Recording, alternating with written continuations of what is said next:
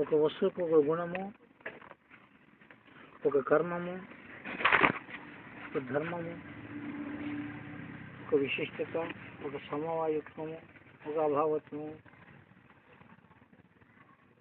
ఒక కనిష్టత్వం. ఇది సప్తవిధ గుణ కర్మములు అని చెప్పినారు. 7 విధములుగా గుణకర్మాలు ఉన్నాయి. ఒక వస్తువు మనం తెలుసుకోవాలంటే ఆ వస్తువు యొక్క గుణము ఆకాశము అంటే దాని శబ్దగుణము అని, దాని కర్మ అవకాశం ఇచ్చుట, దాని వైశిష్టతము పృథివీ జలవాగ్నుల కన్నా గొప్పది. అట్లనే దాని యొక్క సామాన్యము ఆత్మ యందు తన యొక్క పర్యాప్తి ఉంటుంది కాబట్టి ఆత్మ కంటే కనిష్టము. విశేషము కనిష్టము. మరి సమవాయువు ఏమని అంటే అన్నింటి యందు తాను ఉండి ఏదాన్ని అంటుకోకుండా ఉండేటువంటి లక్షణము ఆకాశముకు ఉంది కాబట్టి దానిని సమవేతము. మరి ధర్మమాయ, కర్మమాయ, గుణమాయ, విశిష్టతమాయ, సామాన్యమాయ, సమవేతమాయ, ఇవన్నీ 6. ఇంకొకటి అభావము అనేటువంటిది ఒకటి వస్తుంది. అది లేకపోవడం. అభావం అంటే లేకపోవడం. అట్లనే ఒక వస్తువుని మనం తెలుసుకుంటే ఖాళీ శబ్దం తెలుసుకున్నంత మాత్రాన ఆకాశం తెలిసినట్లు కాదు. దాని గుణం తెలిసింది కానీ దాని ధర్మం తెలియలేదు, దాని కర్మం తెలియలేదు, దాని విశిష్టత తెలియలేదు, దాని సామాన్యం తెలియలేదు, దాని సమవేతం తెలియలేదు. ఇన్ని తెలుసుకున్నా కూడా దాని అభావం తెలియలేకుంటే పదార్థ విజ్ఞానం కలిగినట్లు కాదు అని. అట్లనే ఒక పృథ్వీ నుండి జలము, అగ్ని, వాయువు, ఆకాశం అనేటువంటి పంచభూతాలే కాక ఈ పంచభూతాలకు అధిష్టాన చేతనంగా ఉండేటటువంటి ఆత్మకి కూడా కొన్ని ధర్మాలు, కొన్ని కర్మాలు, కొన్ని గుణాలు, కొన్ని విశిష్టతలు, కొన్ని సమవాయువు, కొన్ని అభావములు కూడా చెప్పినారు. ఎట్లా అంటే ఇప్పుడు మనం దాన్ని తెలుసుకోవాలి. ఎందుకు తెలుసుకోవాలి అంటే ఇప్పుడు కర్మ నిర్ణయం అనేటువంటిది వచ్చినప్పుడు అన్నిటికన్నా అన్ని కర్మముల కన్నా మూల కర్మము ఆత్మకర్మనే. అందుకే ఆత్మధర్మం ఏమి అనేటువంటి మాటకి మనకి ఏం చెప్పినారు పెద్దలు? ఆత్మధర్మం అంటే ఏమి?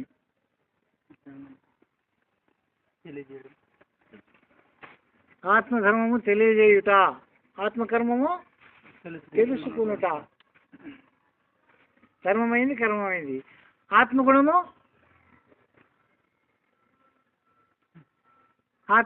నిర్గుణము, దానికి ఏ గుణములు లేవు. అందుకే పరమాత్మ పద్ధతి యందు పరమాత్మకు నిర్గుణుడు అని పిలుస్తున్నాం. నిర్గుణం అంటే ఏమైనా అర్థం అంటే బీజ రూపకంగా దాగి ఉందే కానీ అది లేకుండా ఉండేటువంటి నిర్గుణం కాదు. తన యందు గర్భీకృతం గావించుకుంది ఆత్మయందు ఇవన్నీ ఉండదు కాబట్టి ఇవన్నీ వచ్చినాయి. ఆత్మయందే లేకుంటే ఏవి రావు. అందుకే కారణమునందు ఏ గుణం ఉండను, కార్యమునందున అదే గుణం ఉండును అని చెప్పి నిర్ణయించినారు. కాబట్టి కర్మ అంటే ఏమి? మనం ఏం తెలుసుకుంటున్నామప్ప అంటే మన మనస్సంకల్పములతో చేసేటువంటి కర్మనే ముఖ్య కారణము. అందుకొరకు మన కర్మను మానుకుంటే అయిపోయింది, జన్మమరణ రహితం అవుతుంది అనేటువంటి వాళ్ళు కర్మరహితమే జన్మరహితం అని బోధించినారు. కానీ మూలకర్మ ఎట్లుంది ఇది అంటే నీ సంకల్పము లేకుండానే జరిగేటటువంటిది, నీకు తెలియకుండానే నీకు జరిగేటువంటి కర్మ అది నిష్కామ రూపకంగా పరమాత్మ పద్ధతిగా ఆత్మకర్మ. అది ఎట్లా జరుగుతుంది? అది మన కంటి రెప్పులు మనం ఎన్ని మాటలు కొట్టుకుంటున్నాము, ఎన్ని మాటలు చేసినాం అనేటువంటి విషయం మనకు తెలియకుండానే తన పని తను చేస్తుంది. 21,600 అంశ సంచారము కూడా నీ ప్రేరేపణం లేకుండానే రావడము పోవడము కర్మ జరుగుతూ ఉంది. నీవు లేకుండానప్పుడు కూడా ఆ కర్మ ఎట్లా జరుగుతుంది అంటే గోడు వెంట్రుకలు పెరుగుతుంటాయి. నీవు సృష్టికి రాకమునుపు, పిండోత్పత్తి రాకమునుపు ఏ రూపకంగా నీవు ఉంటివి అనేటువంటి దాన్ని నిన్ను నీవు పరిశీలన చేసి చూసినప్పుడు దానికి పెద్దలు ఏం చెప్పినారు అంటే అన్న రసంబుతోనైన శుణిత శుక్లమయమైన ఈ దేహమే అన్నమయము అన్నారు. పంచ ప్రాణంబులు ప్రబలి కర్మేంద్రియ పంచకములు కూడితే ప్రాణమయము అన్నారు. చెలిగి జ్ఞానేంద్రియములు బుద్ధిని కూడితే విజ్ఞానమయము అన్నారు. అవిద్య యందు మనసు కలిగితే ఆనందము అన్నారు.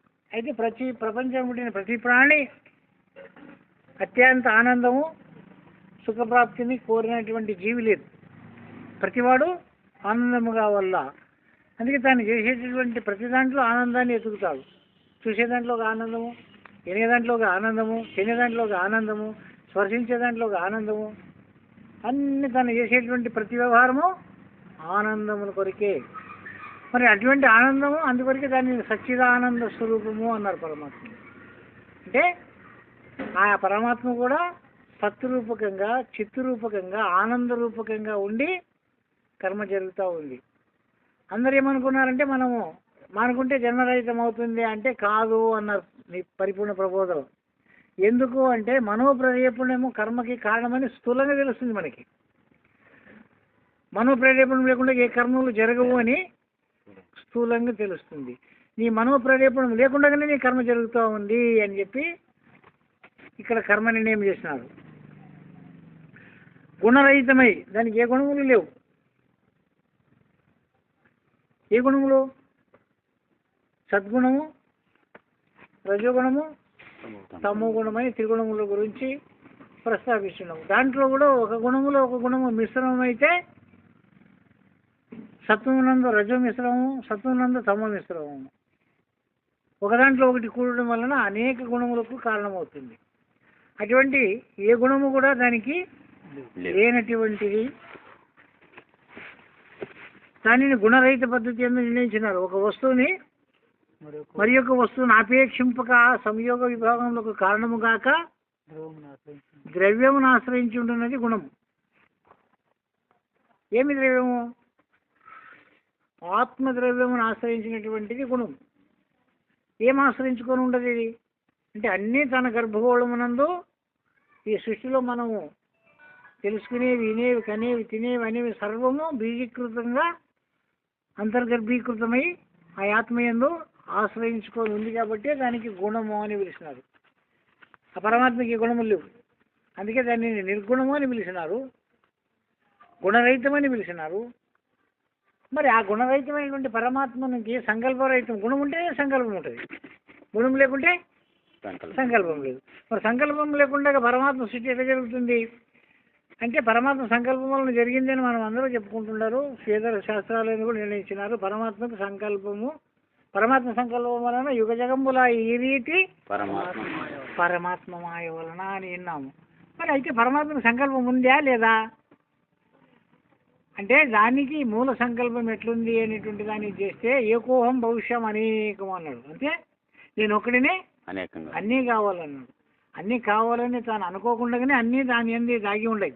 ఈ బీజము వేప చెట్టు నేను కాయలు, ఆకులు, కొమ్మలు, రెమ్మలు కావాలని అనుకునిందే ఇతను. అనుకోకుండా ఉండినప్పటికైనా దాని అందు దాగి ఉండవు కాబట్టి అది ఎప్పుడైతే భూమికి సంయోగమైందో అప్పుడే దాని యందు మొలకలెత్తింది. మొలక యందు అనేకమైనటువంటి వ్యవహారములకు కారణమైంది. ఇక్కడ ఏమైంది? గుణరహితమైనటువంటి మరి యొక్క వస్తువును ఆపేక్షింపక సంయోగ విభాగములకు కారణము కాక ద్రవ్యమును ఆశ్రయించి ఉండినది గుణము. ఏం గుణము దానికంటే పుట్టే గుణము. ఇతనం ఎప్పుడు సంయోగమైందంటే అప్పుడు దానికి ఒక పుట్టే గుణం ఉంది. ఆ పుట్టే గుణమునికి మనం ఏమన్నాము అంటే సంకల్పము అని పేరు. ఇప్పుడు నిద్రపోయినాం మనం, ఏ యొక్క సంకల్పం లేకుండా నిద్రపోయినాం. నిద్రపోయినప్పటికైనా కూడా ఎంతవరకు అనుకుంటాం దాన్ని? మరి మనకి మేలుకి ఎట్లా వస్తుంది? నిద్ర ఎట్లా వస్తుంది?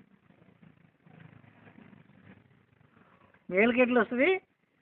నిద్ర ఎట్లా వస్తుంది? పరమాత్మకి అయితే ఎట్లా సంకల్పం చేశానేటువంటి మాటలు మనం చెప్పుకుంటున్నాము కదా. మరి మనము వచ్చేటటువంటి విషయం మనకు తెలియాలి కదా. మనం మేలుకి ఎట్లా వస్తాం?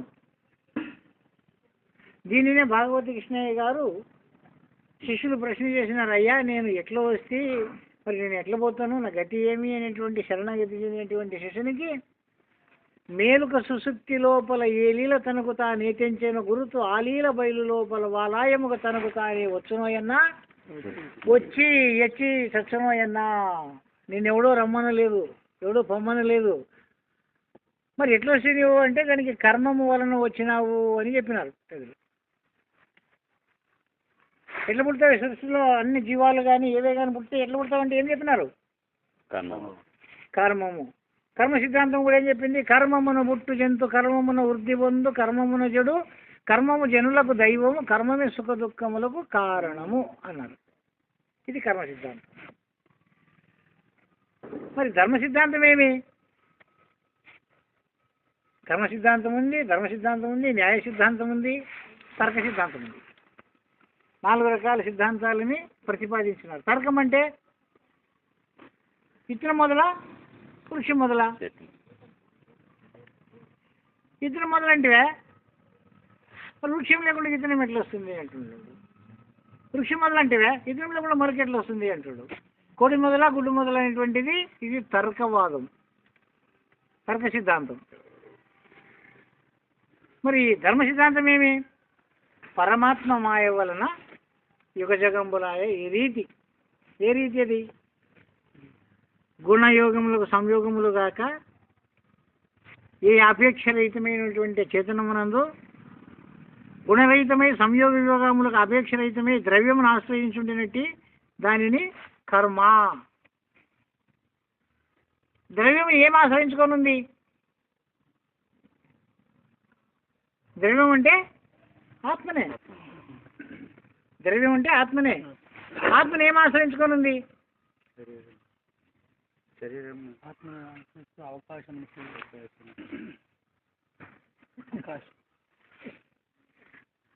ఆత్మని ఏం ఆశ్రయించుకోనుంది? ఒక సిద్ధాంతం చెప్తాడు. భూమి ఏమిటి మోసింది అంటే ఆదిశేషుడు మోసినాడు. ఆదిశేషుని ఎవరు మోసినారు? శివుడు మోసినాడు. శివుని ఎవరు మోసినారు? శక్తి మోసింది. శక్తిని ఎవరు మోసినారు?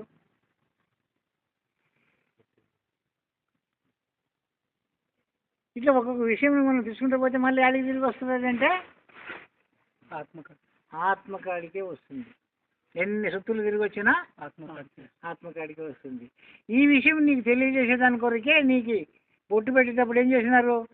ఇట్లా చూపించి ఇట్లా తిప్పున్నారు, ఇట్లా పెట్టుకుంటున్నారు. అందరూ పెట్టుకుంటారు. చాలా మంది ఈ బుద్ధులు పెట్టుకునేటప్పుడు ఏం చేస్తున్నారు? ఈ బుద్ధి తీసుకొని ఇట్లా చూపించి ఇట్లా తిప్పి ఇట్లా వేసుకుంటారు. ఏమి ఇది అర్థం? వేసుకుంటాను కానీ గుర్తుందా? ఏమో ఇట్లా వేసుకుంటే కాదా? ఇట్లా పెట్టి ఇట్లా తిప్పి ఇట్లా వేసుకునేది ఏం కారణం?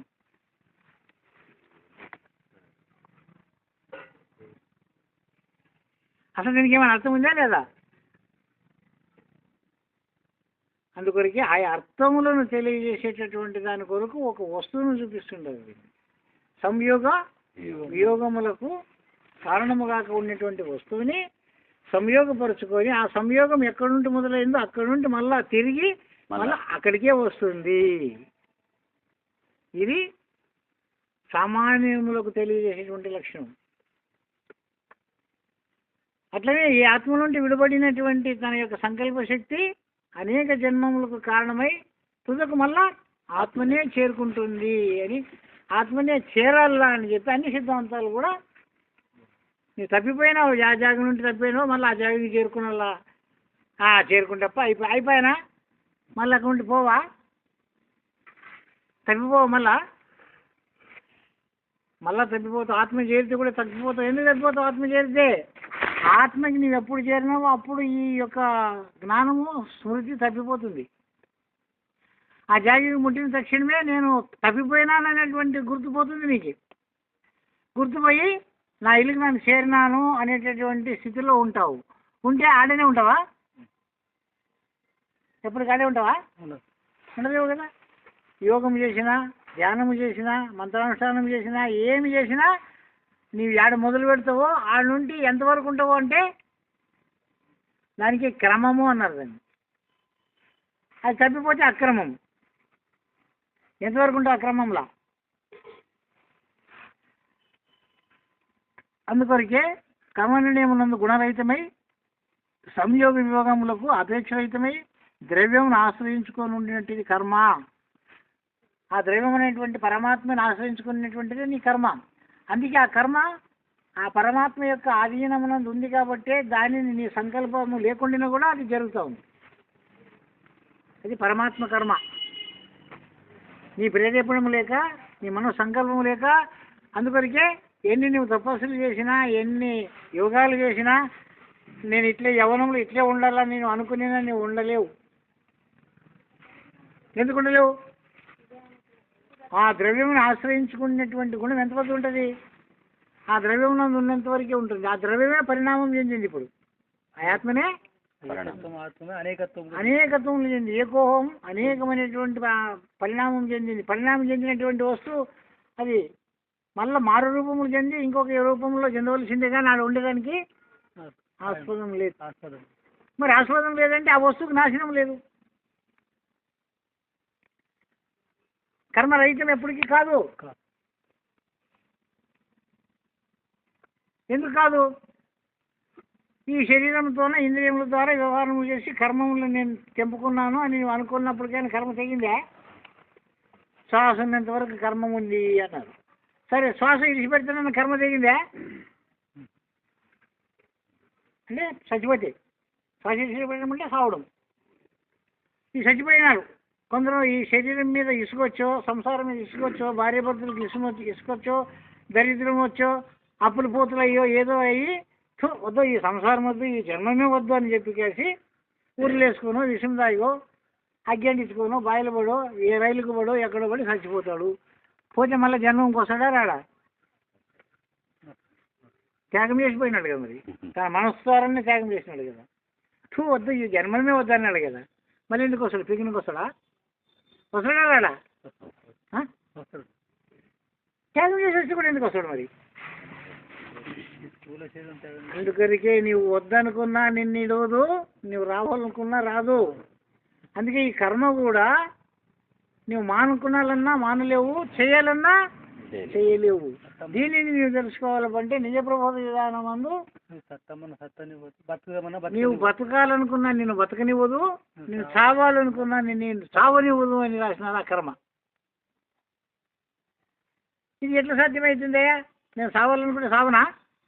విషయం దాకా ఎంతోమంది చచ్చిపోయినారు కదా. మనసు చేసి చస్తే సాయడా? చస్తాడా సాయడా? మరి పెద్దవేమిటి ఇల్లు చెప్పినారు. నువ్వు సావాలనుకున్నా కూడా సావవు, నువ్వు బతకాలనుకున్నా కూడా బతకవు. అంటే అర్థమేమి? ఈ సావు బతుకులు, ఈ సావు పుట్టుకులు నీ ఆధీనంలో లేవు, నీ ఆధీనంలో లేవు. అట్టి లేని దాన్ని నేను పుడతానని, నేను వస్తానని, మరి జనన మరణం ఉండవని నిర్ణయించినారు కదా. మరి ఎట్లా మరి అని విచారం చేసి చూస్తే నీ సంకల్పానుసారంగా సావు, నీ సంకల్పానుసారం పుట్టుక రాదు. నీ కర్మానుసారంగానే పుట్టుక, నీ కర్మానుసారంగానే జన్మరైతుంది. అందుకే అది నీకు దైవము కూడా, దేవుడు అంటే కూడా నీ కర్మనే,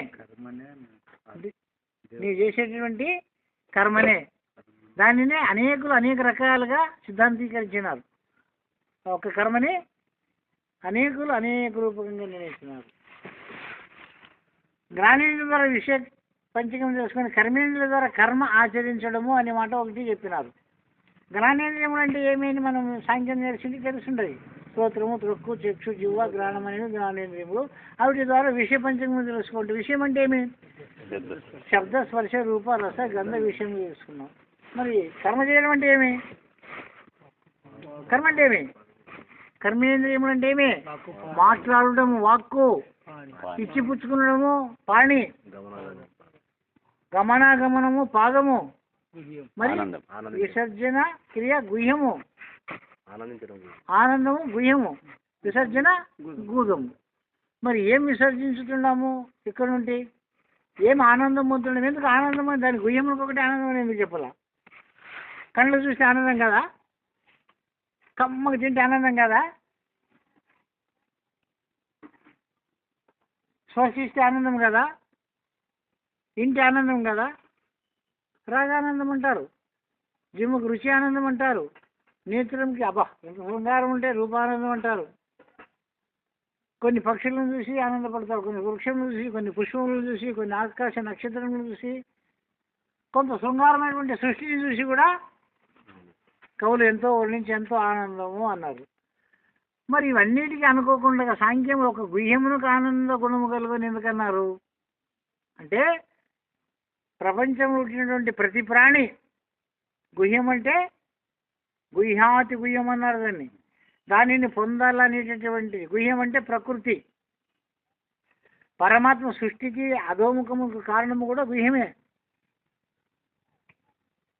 గురు రహస్యం గుహ్యాతి గుయ్యము. గుయ్యం అంటే అది తెలుసుకొని చెప్పుకోకుండా ఉండేటటువంటి కారణం, రహస్యం. అందుకే దాన్ని ఏమన్నారు? అతి రహస్యం బట్ట బయలు అన్నారు. అతి రహస్యం అంటారా, అది బట్ట బయలు అంటారు. ఈ విషయం మనకి ఎప్పుడు అర్థమవుతుంది అంటే, వస్తువు యొక్క అనుభవం మనకి కలిగినప్పుడు, నేను ఎవరు అనేటటువంటిది, సృష్టిలో నేను ఎందుకు వచ్చినాను అనేటువంటి విషయం నేను తెలుసుకుంటే, ఎవరి ప్రేరేపణ వలన వచ్చినావు? పరమాత్మ ప్రేరేపణ వల్ల వచ్చినావా? నీ ప్రేరేపణ వల్ల వచ్చినావా? ఎవరి సంకల్పం వల్ల పుట్టినావు నువ్వు? ఎవరి సంకల్పం వలన చస్తావు?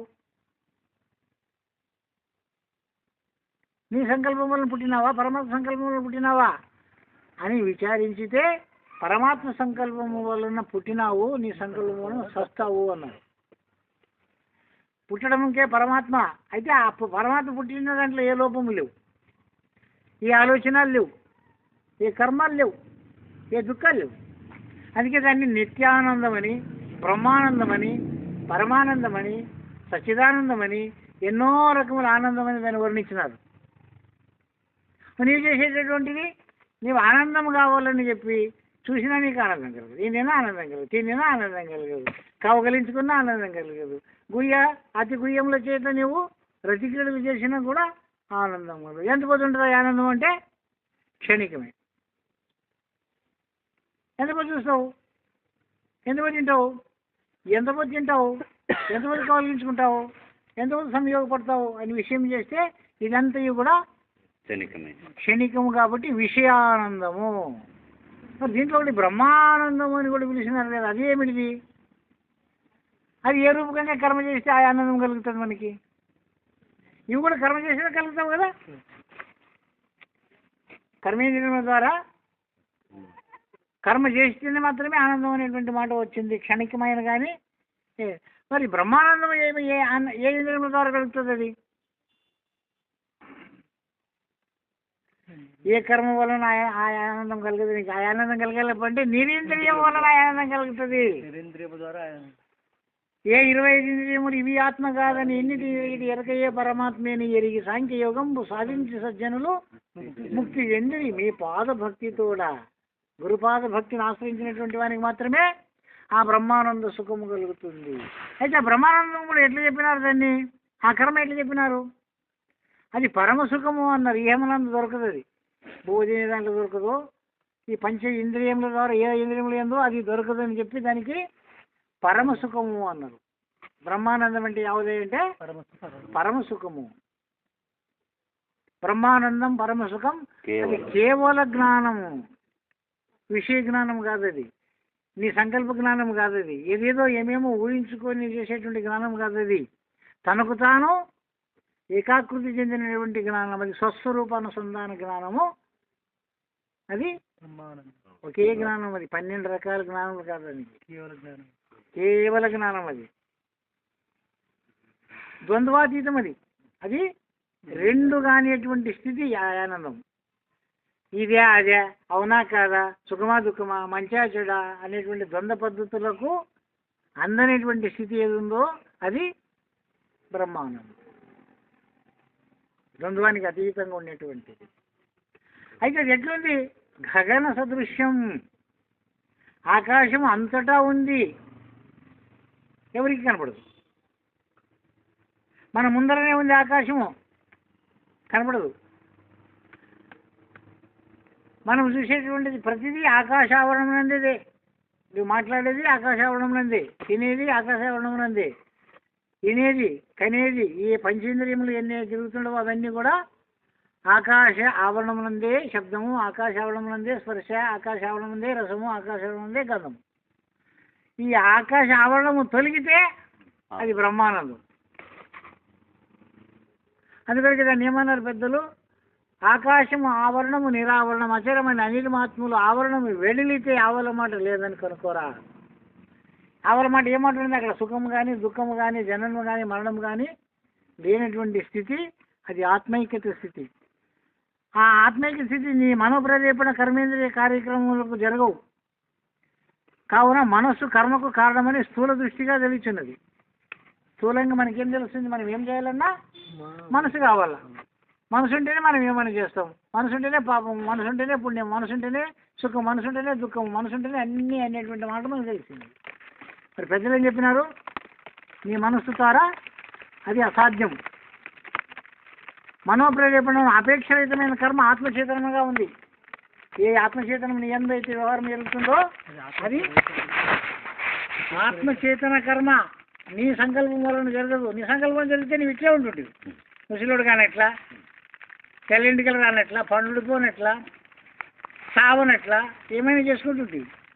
కాబట్టి అపేక్షరహిత చేతనమే ఆత్మచేతనము. దాని యొక్క సత్తా చేతనే నీకే కర్మ జరుగుతుంది. కానీ నీ మనోప్రేరేపణ కర్మ ఏం వల్ల జరగదు. అయితే స్థూల దృష్టి మాత్రం మనసు అంటేనే కర్మ అనే మాట చేస్తుంది. కాబట్టి అందరూ ఈ మనసును తీసేయాలని, కాల్చేయాలని, కట్టేయాలని అనేక రకంగా ఆత్మచేతనమును అపేక్షరహిత చేతనము తెలియక మాట్లాడినటువంటి మాటలే. కానీ అపేక్షరహిత చేతనమును ఎవడు తెలుసుకుంటాడో వాడు మనసును నిలపాలని కానీ, కట్టేయాలని కానీ, కార్చేయాలని కానీ మాట మనకు ఉండదు. ఆ మనిషే తానవుతాడు, తానే మన మనసు అవుతాడు. ఆ పద్ధతిగా తన ఆత్మస్వరూపాన్ని చేరుకుంటాడు. ఇది కర్మ. అట్టి కర్మకి వినడం లేదు. నన్ను బీడీలు ఇస్తే రాను, కూరలు ఇస్తే రాను, నన్ను ఇది చేస్తే రాను, అది చేస్తే రాను అంటే కాదు. ఏది చేసినా వస్తావు, అన్ని నడిచినా వస్తావు. మరి నిన్నడిస్తే రావు.